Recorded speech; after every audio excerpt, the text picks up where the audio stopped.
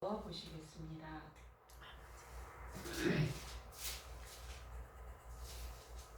마태복음 26장 36절에서 46절, 우리가 겟세마네 기도로 알고 있는 그런 본문이 되겠습니다. 36절에서 46절 우리 마음을 모아서 한 목소리로 받들어 읽겠습니다.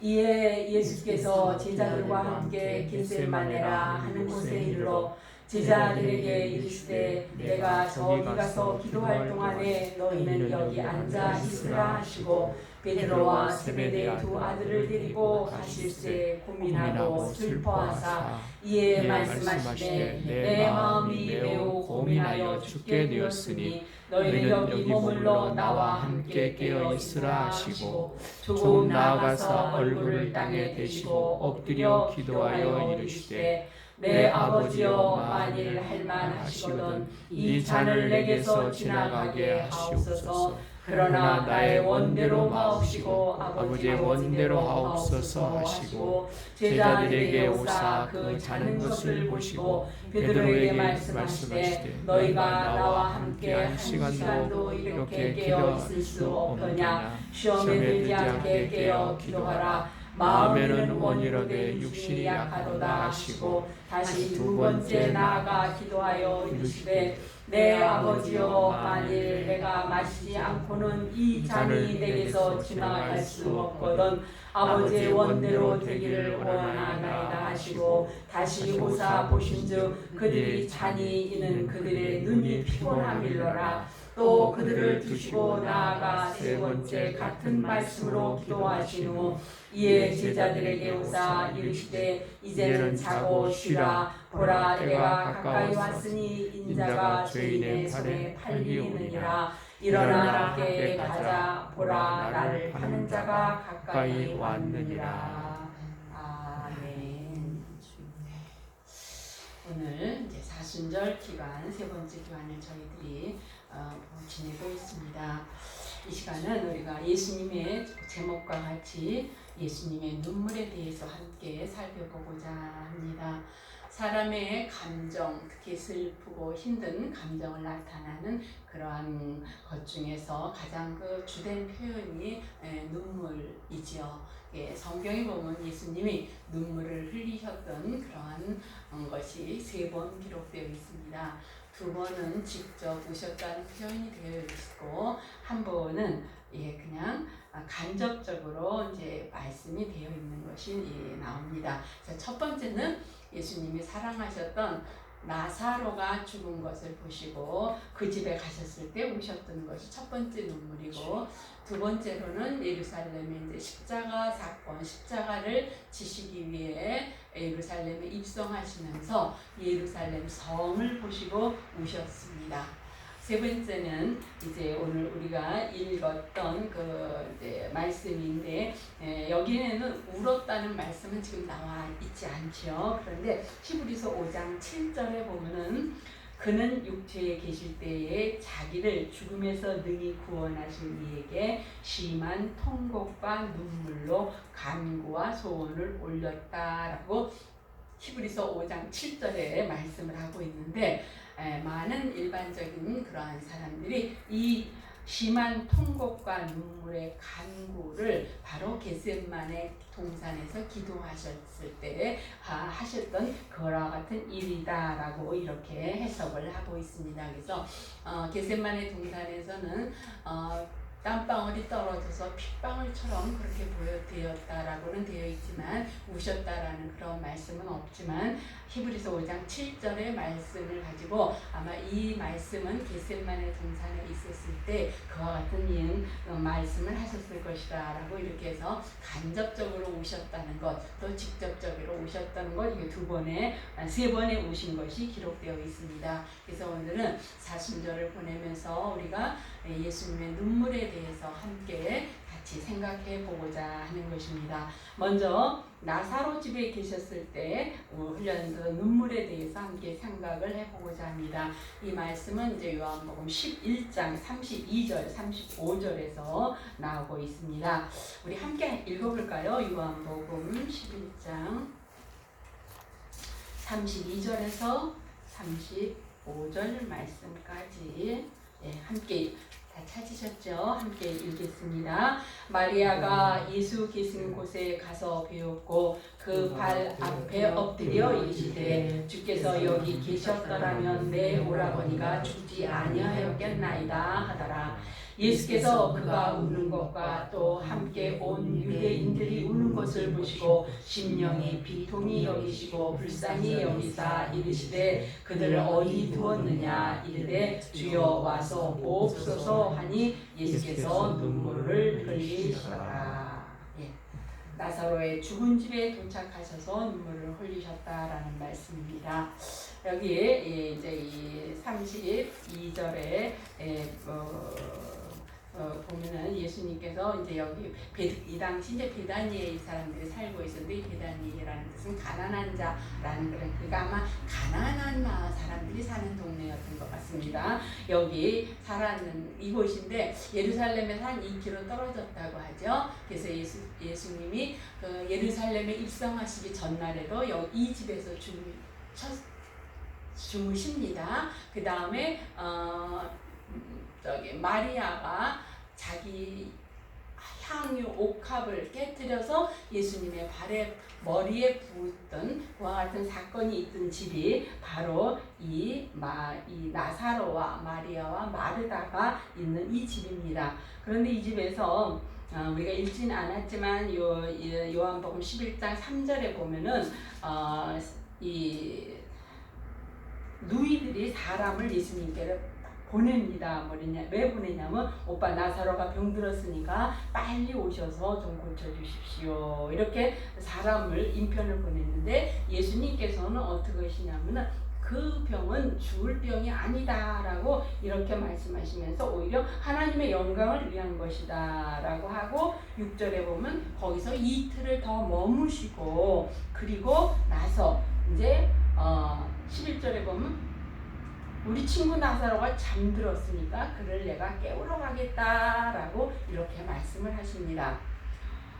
근데 집에 와 보니까 사람들이 울고 있습니다. 그들이 울고 있고 자매도 울고 있고 유대인들도 울고 있는 것을 보고 있는 것이죠. 그리고 이제 나중에 보면 예수님도 나사로 무덤에 가셔서 우셨다라고 되어 있습니다. 그럼 우리는 여기서 예수님께서 왜 우셨을까? 나사로의 죽음이 슬퍼서 우셨을까?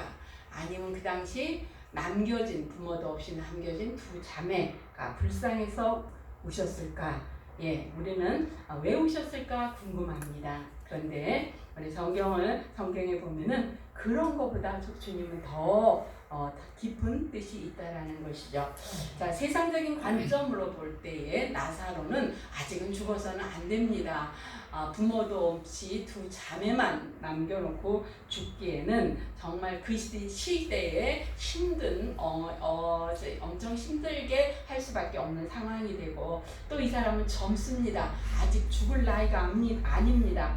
그러니까 젊은 남자가 그 나이에 죽는다라는 것은 그야말로 재앙일 수밖에 없고 또 잘못 해석하면 저주로밖에 볼 수가 없는 그러한 상황입니다. 자, 이런 상황이기 때문에 예수님께서 우셨을까? 그런데 이 상황에서 사람들의 반응을 보면요, 그 여동생 마르다가 21절에 보면 예수께 여짜오되 주께서 여기 계셨더라면 내 오라버니가 죽지 아니하였겠나이다 라고 이런 말을 합니다.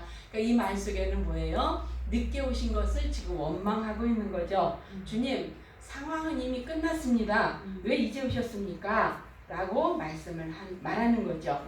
23절에 보니까 예수님이 뭐라 그래요? 아니다. 내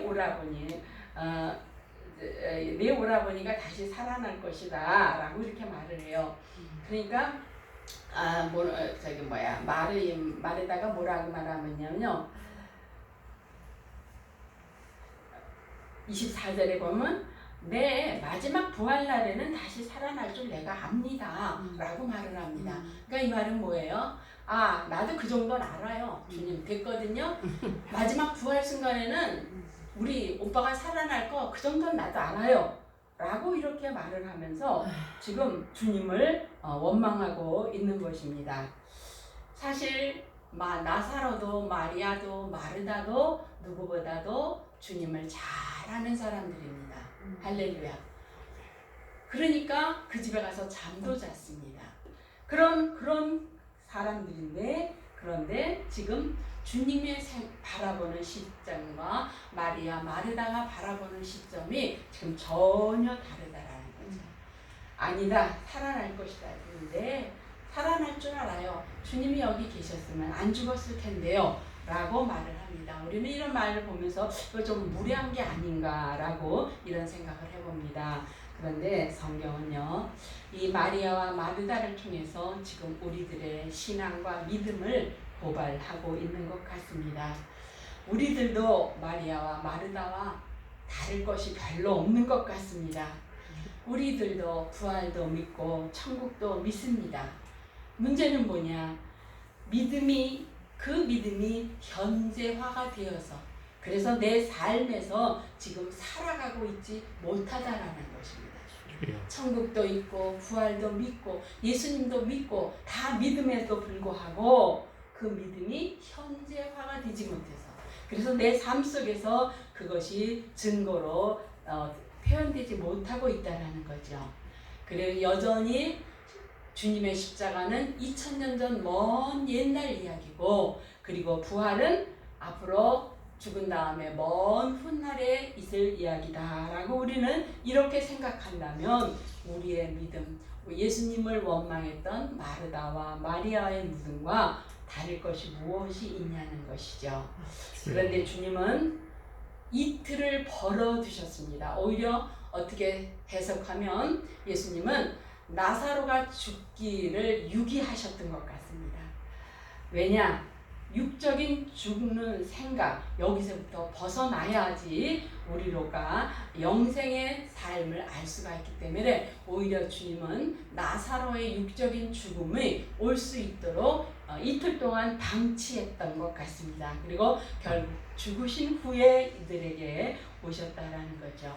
그러니까 마르다도 예수님도 믿고 부활도 믿었지만, 그러나 그들의 관심은 여전히 세상적인 관점, 육적인 자아로 가득 차 있었다라는 거죠.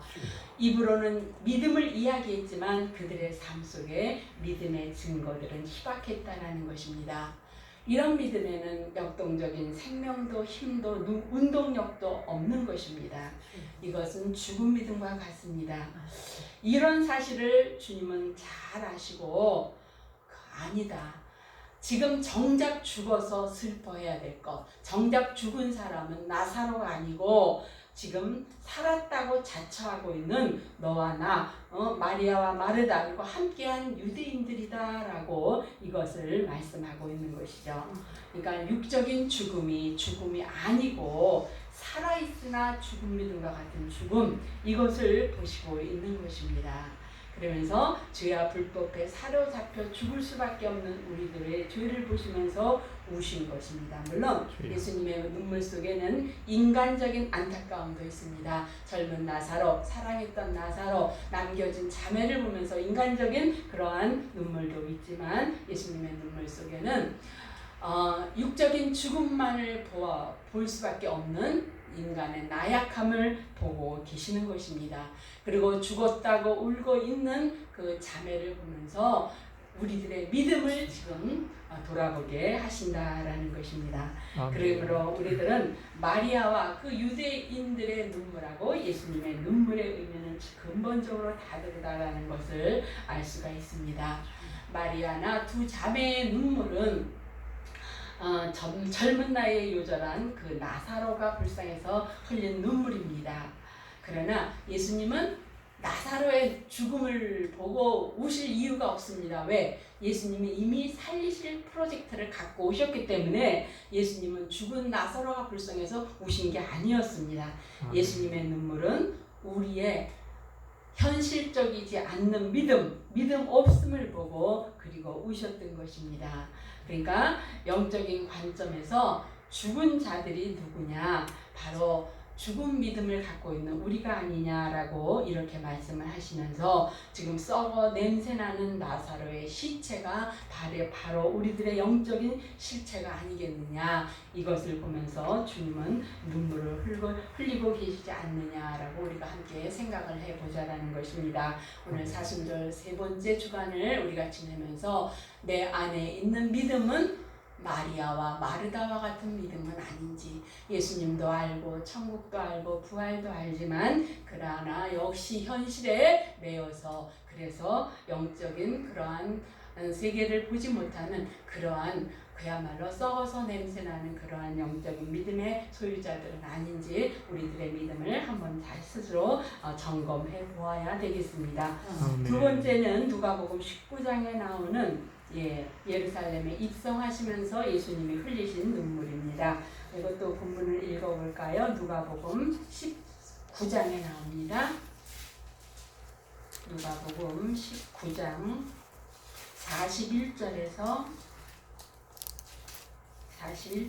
44절까지 누가복음 19장 41절에서 44절 함께 받들어 읽겠습니다.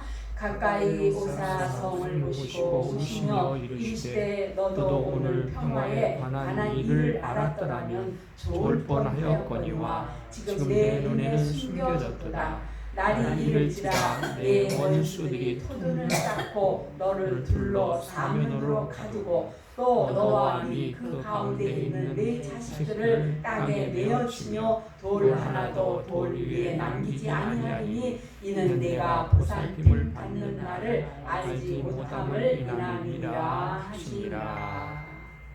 아멘. 지금 예수님은 십자가 지시러 예루살렘에 입성을 하고 계십니다.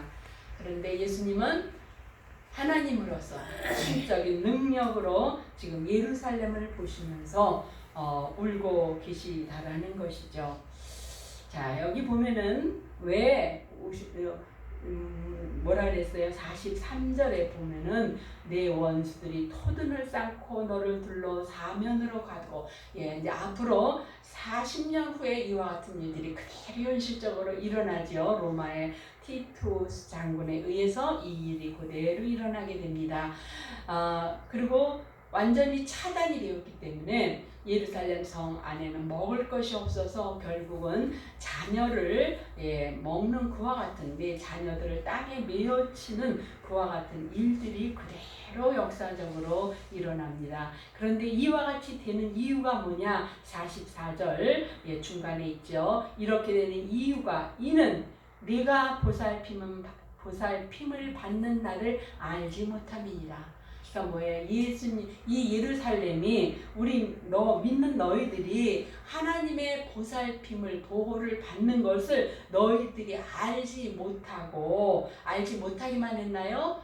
선지자들을 죽이고 지금 하나님이신 예수 그리스도조차 이제 십자가에 못 박을 것입니다. 그러니까 그것을 알지 못한 그 죄로 인하여 예루살렘이 이제 그와 같이 된다라는 것을 지금 말씀하고 있습니다. 그러니까 아까 나사로는 개인의 죄 때문에 우셨고, 지금은 예루살렘 한 국가의 죄 멸망을 보면서 주님은 우셨습니다. 이 예루살렘, 그 뜻이 평화라는 그러한 평화의 성이라는 그러한 뜻입니다.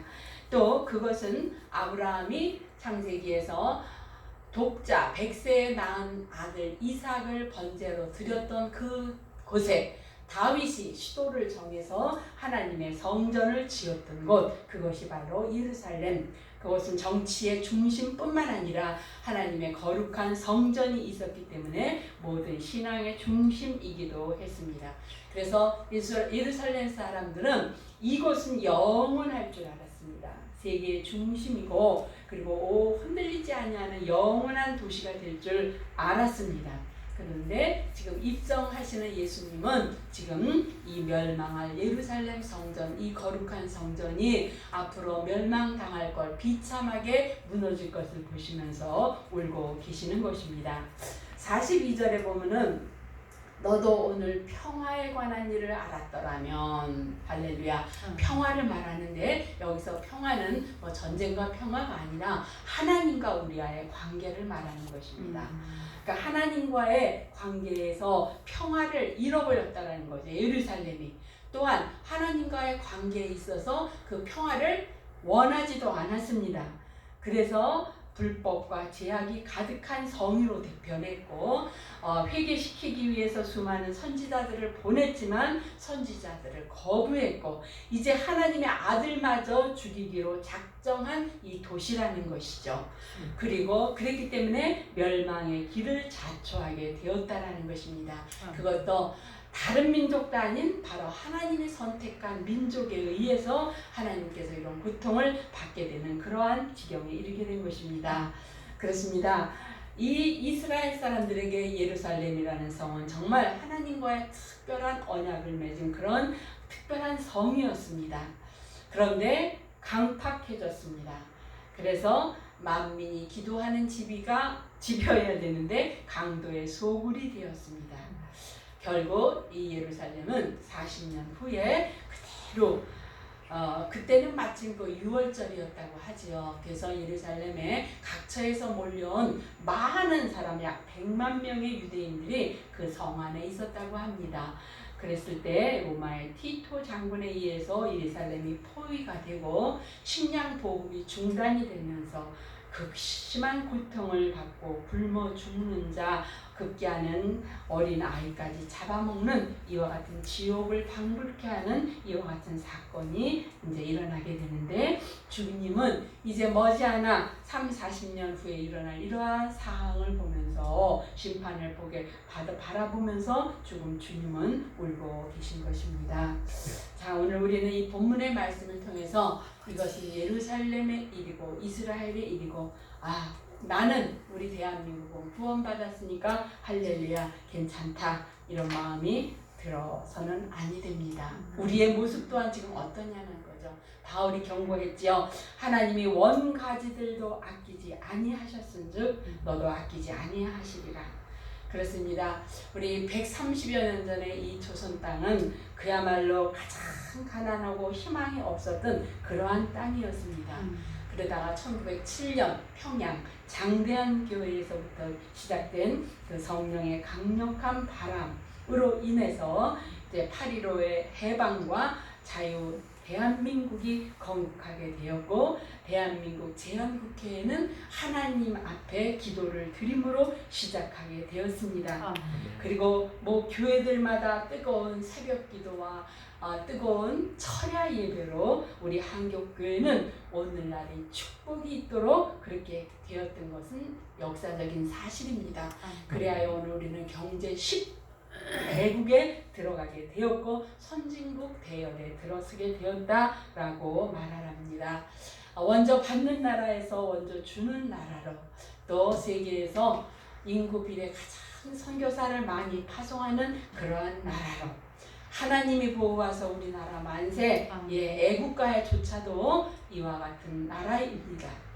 그런데 지금 우리의 나라는 지금 어찌 되었느냐라는 것이죠. 130년 후에 지금 우리 대한민국의 우리의 모습, 우리 믿는 사람들의 모습, 믿는 교회들의 모습이 어떠냐는 거죠. 사람들은 이제 더 이상 믿지 못할 그러한 무리 중에 하나가 기독교인이다라고 이렇게 말을 합니다. 교회와 예수 그리스도 하나님의 이름이 조롱을 당하고 있습니다. 대한민국은 이제 동성애를 합법화하기 위해서 시도하고자 이렇게 하고 있습니다. 한국 교회도 세상의 빛과 소금의 사명을 감당하지 못하고 있습니다. 우리 성도들은 영적인 것보다는 보이는 기복주의 신앙에 빠져 있고 탐심과 부패와 욕망을 버리지 못한 채 교회에 다니고 있습니다. 젊은 세대들은 많이 교회를 떠나가고 있지만 우리들은 속수무책으로 바라보고 있습니다. 우리는 지금 한국 교회를 바라보시면서 눈물을 흘리시는 주님의 눈물을 보아야 되겠습니다. 2000년 전 예루살렘 성을 보시면서 우셨던 예수님께서 우리 교회를 보시면서 우리들을 보시면서 울고 계시지 않는지 돌이켜 보아야 되겠습니다. 방법은 하나입니다. 하나님과의 샬롬의 관계를 회복하는 것입니다. 세상과의 샬롬이 아니고 하나님과의 샬롬을 회복하는 것만이 우리가 하나님과의 관계를 회복할 수 있는 것입니다. 세 번째 마지막으로 우리가 예수님의 눈물 간접적인 표현이 되었다고 그랬죠. 히브리서 5장 보겠습니다. 히브리서 5장.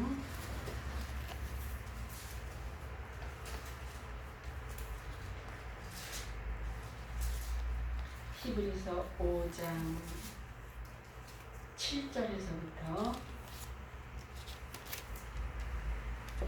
9절까지만 읽겠습니다. 히브리서 5장 7절, 9절 함께 읽겠습니다. 그는 육체에 계실 때 자기를 죽음에서 능히 구원하실 이에게 심한 통곡과 눈물로 간구와 소원을 올렸고 그의 경건하심으로 말미암아 들으심을 얻었느니라. 그가 아들이시면서도 받으신 고난으로 순종함을 배워서 온전하게 되셨은즉 자기에게 순종하는 모든 자에게 영원한 구원의 근원이 되시고. 아멘. 여기에 이 심한 통곡과 눈물로 간구와 소원, 이것을 이제 많은 신학자들은 역시 겟셋마네 동산의 기도일 것이다 라고 이렇게 보고 있다는 거죠. 예수님은 겟셋마네라는 곳에 제자들과 함께 장기적으로 모였던 그곳에 제자들 그리고 특별히 베드로, 야고보, 요한과 함께 가까이서 그렇게 올라가셨습니다. 마태복음 26장에 보면은 마태복음 26장이 배경이 잘 설명이 되어 있는데 베드로와 세베대의 아들들을 데리고 가실새 고민하고 슬퍼했다라고 말씀하시고 38절은 내 마음이 매우 고민하여 죽게 되었으니 너희는 여기 머물러 나와 함께 깨어 있으라 말씀하셨고 39절 26장입니다. 마태복음 26장 39절에는 이 산을 내게서 지나가게 하옵소서라는 그러한 말씀을 하고 있습니다. 이제 개인적으로 가만히 묵상을 해도 주님 인간의 몸을 입고 계셨기 때문에 가장 수치스럽고 가장 고통스럽게 죽는, 차라리 한 번에 죽으면 괜찮은데 그 손과 발에 못이 찔려서 피가 조금씩 흘러서 사람을 피를 다 빼면서 말려 죽이는 거잖아요. 그러니까 굉장히 이것은 비참하고 처절한 그러한 죽음인 것입니다. 그러니까 인간의 몸을 입으신 예수님께서 그 고통 얼마나 힘든 걸 아시니까 물론 주님께서 그 힘든 고난을 보시고 울기도 하셨을 것입니다. 그런데 주님의 그 눈물에는 우리가 다시 한번 좀 생각을 해봐야 될 것이 예수님이 십자가에서 왜 죽으셔야 했는가 그 이유를 생각을 해보면 알 수 있을 것입니다. 요한복음 3장 14절 15절에는 모세가 광야에서 뱀을 든 것 같이 인자도 들려야 하리니 이는 저를 믿는 자마다 영생을 얻게 하려 하시니라. 그러니까 광야에서 불뱀에 물려 죽을 수밖에 없는 사람들이었습니다. 그들을 살리는 방법이 뭐예요? 장대에 놋뱀을 메어 달린 것을 보면 살 수 있었습니다. 이와 같이 주님께서는 인자도 그와 같이 들려야 하리니 그래야지 우리들이 살 수 있다라는 거죠. 그러니까 하늘과 땅 사이에 하느님의 아들 예수님께서 십자가에 돌아가신 이유가 바로 죄로 인해 죽을 수밖에 없는 이 인류를 위해서, 그래서 주님이 십자가에서 가장 순한 고난스러운 비참한 죽음을 맞이할 수밖에 없었다라는 것입니다. 또한 이사야는 말씀하고 있습니다. 그가 찔림은 우리의 허물을 인하며 그가 상함은 우리의 죄악을 인합니다. 그가 징계를 받음으로 우리가 평화를 누리고 그가 채찍에 맞음으로 우리가 나음을 입었도다. 아멘. 주님이 그렇게 처참하게 돌아가신 이유가 우리의 죄악 때문이다. 그리고 그 혜택을 누가 누렸느냐? 우리에게 그 혜택은 돌아왔다라는 것이죠. 아멘. 그러므로 지금 주님은 죽어야 될 이유가 전혀 없으신, 죄가 없으신 그런 분임에도 불구하고, 또 죽지 않을 권세와 능력이 능히 있음에도 불구하고 주님은 우리의 죄악을 담당케 하시기 위해서 십자가에서 죽으셔갔다라는 것입니다. 마태복음 26장 28절에 이것은 죄 사함을 얻게 하려고 많은 사람을 위하여 흘리는 바 나의 피 곧 언약의 피이니라 라고 아주 엄연하게 말씀하고 있습니다.